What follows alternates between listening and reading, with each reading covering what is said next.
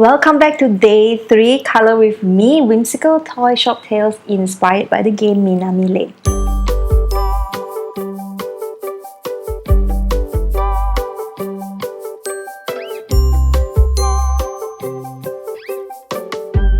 It's been quite a journey. It's been 2 days already of painting this super complex coloring page that I've created for like 16 hours. And we've also explored the new update of my watercolor brush pack with increased opacity and a fully revamped Superstar brush and 2 brand new brushes as well. We've also learned a bunch of new techniques coloring these pages from the past 2 days. So if you haven't watched those videos, I suggest you check them out. So today is the last day and we're going to work on the characters and the foliage, and today is all about blending techniques. We are also going to finally finish the illustration and there will be a grand reveal for the Whimsical Toy Shop Tales. So we'll start with the characters tool layer and drop a red color onto this layer so we can see what's going on. And I'll go over some techniques first. So the first technique that I want to talk about is using the solid coloring brush to quickly overlay colors one layer at a time so that we just build up the shading and then just drop in colors without shading much. So this is suitable for like characters that are very small like this, that you don't really have to blend or shade. All you have to do is to block in the color one block at a time and don't worry about blending and let the optical illusion do everything else for you. The second option is the blending option. So for this you would want to use bleeding liners if you're doing small characters, or bleeding wash if you're doing larger characters. So these brushes can overlay over each other and then you don't have to blend much using the smudge tool. You just have to keep overlaying for the transparent kind of blending effect. So this will keep your workflow going smoothly and quickly as well. So in this scenario, you would want to just overlay bleeding washes all the time until the end, and then if you require, then at the end you would just use this smudge tool one last time to bring everything together. So there's also another workflow whereby it's more like the opaque workflow as well. You would just overlay opaque blocks of colors, and right at the end you would use a smudge tool to blend away any sharp edges that you do not want. Usually if you're painting over with colors that are similar in value, you don't really need to blend that much. So in this mermaid workflow, I am using the opaque workflow by blocking in colors only with the solid coloring brush without any blending at all. Because there's so many characters in this illustration, it makes sense to just save time and work with the most optimum workflow for each character. So for all the small characters, please just use this workflow. As for the rounded plushies in the shop, it's good to have muted colors. So we need to actually kind of see how it looks like first. So fill in all the object colors to get an overview of how your group of plushies look like first before you do the details and the shading. For this, I use the 3-tone workflow of the base color with highlights and also shadows. For the shadows, I use purples and the blues just like usual, and make sure that they are really bathed in shadows so that they don't overwhelm the illustration. Try to keep things simple with these characters because they're really tiny from far. You don't really need a lot of details. And now it's time to work on the main character. So for the main character, first I'm using the solid coloring brush to block in all the mid-tones first. So I'm just quickly dropping in colors, and then once there's enough colors, I'm going to use the bleeding wash brush to smudge and give them some texture. At the same time, if the item don't really have like mid-tones or shadows, I am just quickly blocking in the object color first, like the legs and the shoes and the bags and this strap here. For the face, I'm dropping in the details with the same brush, and then after that, I'm going to use this smudge tool to smudge and blend. Especially for the eyes, we're gonna need a couple of colors in order to give it more detail and more definition for sure.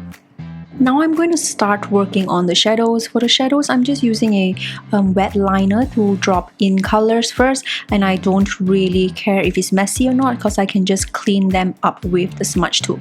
As for the clothes, I'm dropping in marks like this to create some dirty textures first before I work in the shadows. So the shadows are going to be a lot more vibrant than the midtones here. You will want to keep the midtones more neutral and the shadows more colorful in order to draw focus to the vibrancy of the illustration. I would then continue to use like the 3-tone or 2-tone shading on the accessories like the bags in order to just quickly work in all the shading and colors. Once that's done, I'm going to switch to my liner brush again and go over the entire character and see what I need to detail, like maybe the shoes or some lining that I need to do for the face. After that, it's time to work on the highlights. So for the highlights, I'm using the eraser and white bloom brush for the hair to get all the colors that I want, and I'm also using the same brush to drop in all the details. So the details could be shadows, could be highlights, anything that requires a small brush size. Because this is the main focus of the illustration, so this character has very dark blacks and also bright white. Then in between all the tones, it's important to have vibrant colors in order to really draw focus to this character. And the skirt is actually in white, so I'm actually painting the highlights now. And then after that, I'm just finishing with the other highlights, especially the shoelaces, and then I'll be done. And now we're going to work on the layer character 1. So I'm just going to drop in an orange color for this layer because this layer has a lot of animals that are orange. So first we're going to paint the kitty on the roof, and I'm using the eraser and white bloom brush here to paint in order to get the blooms because I want the stripes to have blooms all over. It's really important for you to paint the colors first before dropping in the whites and the shadows for the whites, because if you paint the white first, it's gonna look washed out because your white right now is gonna overlay with the orange that you have before, and this is gonna unify everything. So once I'm done with the cat, I'm going to move on to the corgis on the roof. So these corgis, I'm going to use the bleeding wash brush and the eraser and white bloom brush to continuously layer browns and oranges over and over again until I get the vibrancy and the value that I want. And I can also use the same brush to overlay blues and purples for the shadows in the white areas. If you find that you will benefit from picking colors, it's time to turn off the paper layer. So once you turn off the paper layer, like what I've done now, I can actually just pick colors from the canvas and color the illustration first. Then once you're done, you can turn on the layer again. There are still some mini decor and mini characters on this layer that you need to work on. So just use the 2-tone or 3-tone workflow to quickly get them done. Don't worry so much about the shading and if everything is correct. As long as you use the colors from the palette or adjust from there, you'll be fine. The last thing that I would want you to do is to stress yourself over this. Like, life is really stressful enough. I created this so that we can like escape from the stresses of life and just have fun painting. You don't even have to have perfect outlines because I've done everything for you already. The color palette is also there. I just want you to relax, let go and have fun. So the reason why this illustration is so complex is because I wanted to create something that is maximalism, and when we work on it, it becomes so repetitive that it is meditative. And because of that, we stop worrying and just enjoy the flow. So even if it takes you days or weeks to complete this, I want you to enjoy yourself while you're working on it, and remember that life is not as negative as some of us perceive it to be. Okay, now when you are done with all the side characters, it's time to work on the main dogs. So the dogs, you can see here after I put my base down and I have splotches of edges here. That's because I'm using the bleeding wash or the eraser and white bloom brush.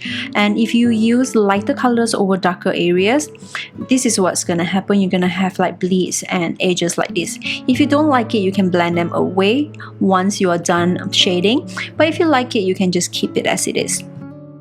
For me, I chose to blend most of it away and keep just some edges at the end of the process. This is like my favorite part of the illustration because I wanted to show like human and animals having a good time together in this illustration, and I think that I achieved that because the dogs here are like so happy. For this dog, he is like right under the sun, so he's gonna be pretty washed out and overexposed compared to the other one. So this is where we want the sun to really shine through. So this time we're gonna start on white first and then shade the oranges and the browns in. And after working on this dog, the characters layer are done, and now we are going to move on to the last layer called Foliage. So this is where all the leaves and the flowers will be. Now unfortunately, because the color palettes have limited swatches available, I couldn't include most of the swatches that's being used for the foliage. So if you would like to have colors, you can just pick from the sample that I've included in the project, or you can pick them yourself from the color wheel. You just have to make sure you have like a bright yellowish kind of green and also some oranges in order to craft out the light for the foliage layer. Okay, so there's gonna be a few techniques that you can implement for foliage. And the easiest way to do that is that when you first start a new foliage, you are either going to just block in the colors with solid coloring brush or with washes or bleeding wash. Then you're going to block in all the shadows and the darker areas. Don't worry about how good the shapes look like first. We can just smudge them out once we are done. After that, the details consist of like line work and also singular leaf coloring. So for example, now I am just dumping in colors first. Usually this process takes the longest because we are actually identifying which part of the foliage is in the shadow and which part is in the highlights and what color to use for which leaf. We also need to be careful about how detailed we are when it comes to painting, because if the area is quite small and not noticeable, we would just want a little bit of shading and not too high in contrast. But after all the shading and all the color dropping is done, it's time for details. And details, the first variant is to draw like lines like that. Then the second variant is to outline the veins of one leaf in particular like this. Other than drawing lines at the veins or shading or cross-hatching, you can also choose to selectively like color just one leaf.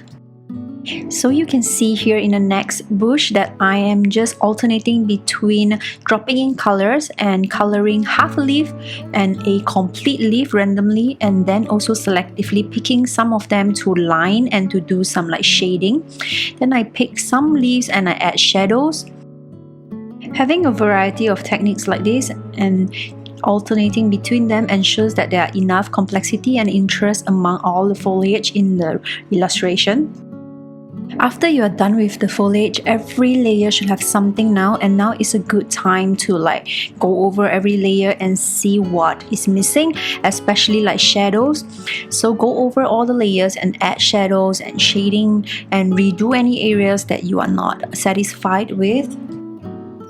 Now is also a good time to go over all the areas that you have just temporarily dropped some colors in without details and work in all the details that are missing right now.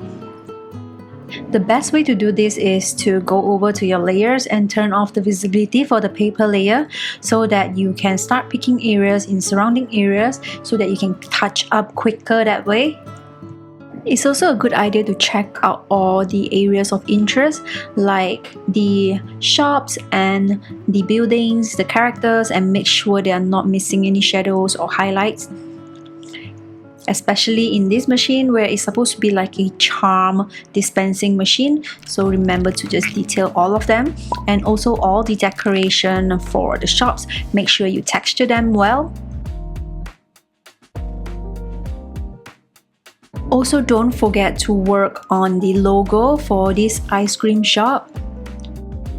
After that, the last thing to do is to detail the insides of each shop with bleeds and also some shadows. So here I'm just layering some gray dark reds to create like shelves in this shop, and then I'm dropping in bleeds using the eraser and white bloom or the bleeding wash brush here and there for the shop. After I've dropped them in, I'm gonna use the smudge tool to smudge them to give them like a very organic traditional result. And then after that, I'm gonna repeat like the same thing across the illustration and focus on the interior of the main shop. For the main shop, on the right panel where I'm painting right now is actually behind a glass display, and I've already sketched the highlight marks. All you have to do is to make a new layer and paint in the highlight lines like this. For the main shop's interior, we want to be very careful not to over detail this part and make sure it's really bathed in light shadow so that the characters that are standing in front of the shop stand out. So make sure you don't put in or paint in any details that are too overwhelming. For the dual color brush version 2 update, make sure that you have 2 colors selected, and now instead of the color changes being random, you can press harder in order to change color. Use this for the next part of the tutorial. Just focus on getting like vibrant, colorful shadow colors first, and for the top part of the interior, I'm gonna turn it into a galaxy. So I use the dual color brush and also the splatter brush to get the texture. Then I'm just going to use a solid coloring brush to drop in some spots and stars here and there. Then after this, the last thing to do is to give some variation for the floor tiles, which was the first thing that we painted. So now that the illustration is coming to the end, I am going to add some details here and give some color variations across the tiles. Okay everyone, thank you so much, so much for joining me in this journey. Creating coloring pages is like a pastime of mine, and I kept creating more and more these days. So at some point I probably create a compilation of all the coloring pages for everyone to enjoy. Don't forget to subscribe to my channel if you're interested in Procreate and also fine art tutorials and anything to do with art. I'll see you next time. If you have any questions, leave them down in the comments. And don't forget to like and subscribe. Bye!